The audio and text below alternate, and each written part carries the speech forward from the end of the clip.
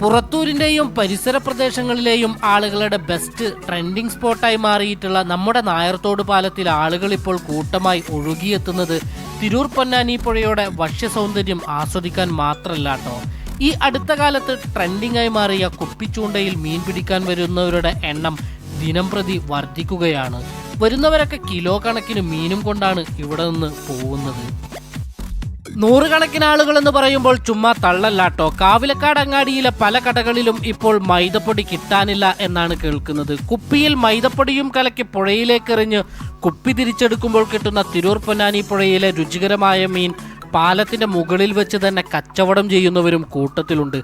അതായത് നല്ല ഫ്രഷ് മീൻ നമ്മുടെ നായർത്തോട് പാലത്തിൽ നിന്ന് ലഭിക്കുന്നു. എന്തായാലും പാലത്തിന് മുകളിൽ കയറി ചുറ്റും നോക്കിയാൽ മനസ്സും തണുക്കും. കയ്യിൽ കുറച്ച് മൈദയും ഒരു കുപ്പിയും ഉണ്ടെങ്കിൽ വയറും നിറയും.